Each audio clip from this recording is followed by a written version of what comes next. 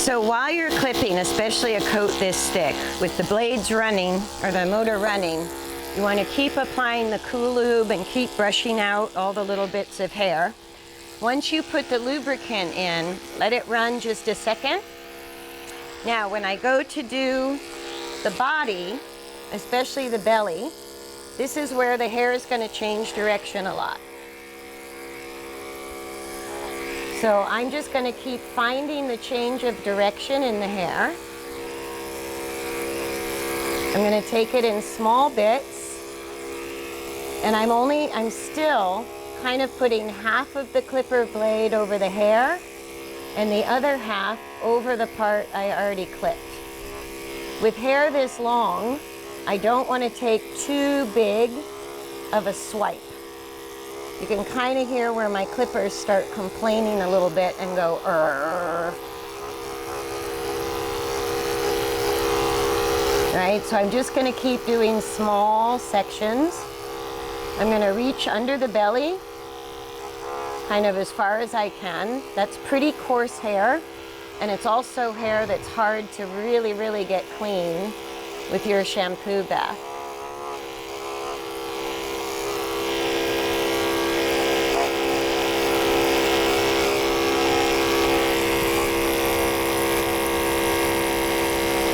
So the thicker the hair is, the slower I have to go with the clippers. And this is even with the Shoshin.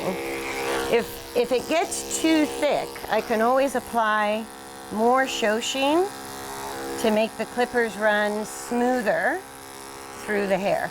The Shoshin puts a silicone coat on the hair, and that's part of what makes the little clippers work so well. If the hair isn't coated with some silicone, if it's completely dry, then it takes about twice as long to go through this clipping. So if I'm slow but I'm thorough, I don't have to go back and re-clip any places, and I don't have weird lines. I have a nice smooth clip, right? And here, I can start following the hair a little bit longer.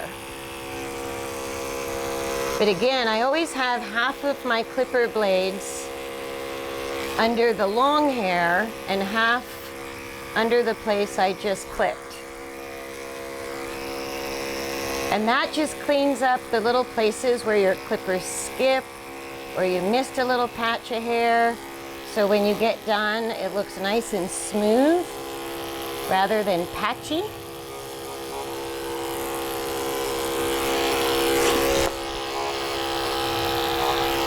And I like to kind of get the belly out of the way early because it's a tough place to clip. You have to bend over a lot.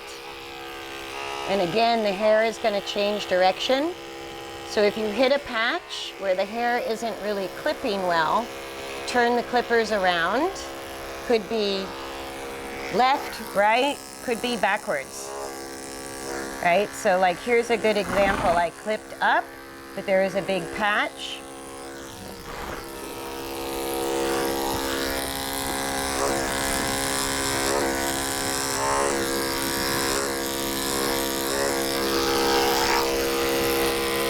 So I'm just changing the angle of my clippers and trying to follow the direction the hair is growing. So that's what I mean. If I just clip one direction all the time, I could have these patches underneath. And that's where I just need to change the angle of my clippers. And some horses, their hair changes direction about every 2 inches, and other horses, the hair sort of is mostly the same direction. Every horse is different. So you're just following against the direction of the hair if you want the tightest clip. Okay, so at this spot, I've done a rough clip, I've clipped a bunch. This hair is so thick, and I want to save my new clipper blades.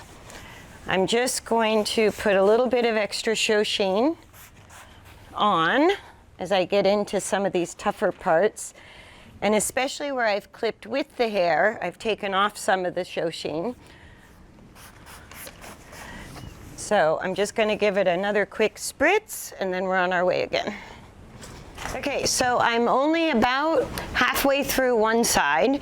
The clippers are a little warm to the touch, which means the motor's working hard. So this is where the Cool Lube comes in. And the longer you're clipping, the more frequently you want to spray the Cool Lube on. I'm getting low on it. And that instantly cools down the temperature of the clippers. If they start to get hot to the touch, where it's uncomfortable to touch, then you need to take a little rest and let the clippers cool down and do some more clipping later. It's the only drawback of using this size clippers to do a full body clip. I don't mind, because I don't always have to clip them in one go, or if I do, sometimes they need a break, I need a break, I sweep up the hair, let the clippers cool down, and then keep going. All right, so these are brand new clipper blades. If I have a very clean, well-cleaned horse, and my videographer did the shampoo bath last night, she did a fantastic job. If I have plenty of show sheen, and I've almost gone through, this entire bottle was brand new, and I've almost used the entire bottle, 32 ounces, on this horse just for this one clipping. It's maybe got about that much left in it. I've used most of this bottle. I've almost used all my Cool Lube, so I may have to take a break to let my clippers cool down, but right now the temperature has already dropped. So my blades will last for clipping anywhere from, well, if we took him as an example, I could get 3 of him done on one set of clipper blades before I'd have to have them sharpened, at least, if I do all the preparatory work. If I didn't do any of the preparation, one set of brand new clipper blades, which are about $35, $36, is only going to maybe last through this one horse. That's the difference. And if you're not paying attention to the heat of the clippers, these size clippers can burn out if you're trying to do too much, if you don't have the Cool Lube, if they're not well oiled, or if you're just running for hours, you can burn out the motor in these smaller clippers. And that's why they make clippers that are about this big for body clipping, but they're a little harder to finagle. This, I can go from the face to the body to the legs, and if I do it in small doses, it comes out just as good as the big body clippers. So there's some white under that yellow hair, and we're beginning to discover a little bit of a prettier horse under there. So I'm going to continue. So now I'm into some of the super thick hair on his back, along the spine, the top of the back muscles. And this is where the hair can get pretty dense. So my technique is I just take a little piece and keep cutting, and this is how I do legs too, because the leg hair is very, very coarse, and it'll make your clippers work too hard, and you won't get a good job done. Oh, you're on my cord. Here we go. So this is the strategy I use, is just to go grab a little bit of that long hair and keep doing it in short bursts like this. And if part of your clippers are still going over the place you've already clipped, you won't get the clipper lines. It'll be a nice clean line, but this hair up here is going to change direction a lot. And so I just grab sort of tiny areas and clip towards the areas I've already clipped. And this is a good technique for doing the legs too. Whenever the hair is really coarse,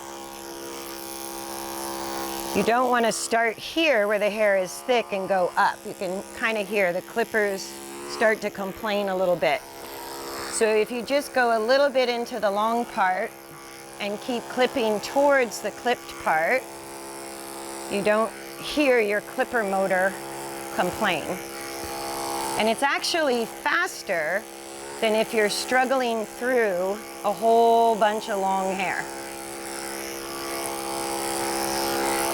Right? So it's just, you're always just looking, where's the next little piece I can cut? This is what I like about body clipping. There's no wrong place to clip. You can just keep moving around. Some horses will get a little ticklish right in here. So if they get ticklish, I can move away, I can come back to it. But I just want to keep grabbing a little bit of the long hair and clip whatever direction the hair goes back towards the part that I've already clipped. And then you really don't see the clipper lines. A lot of people say do long strokes with the clippers or else you start getting clipper lines. I find if I just kind of keep going over or clip in small batches towards the part I've already clipped, I can do lots of little quick bits like this where my clippers don't complain and I never have clipper lines. And it's actually a lot faster than struggling with huge lines of super long, thick hair. Oh my God, his hair changes direction about 6 different places right here.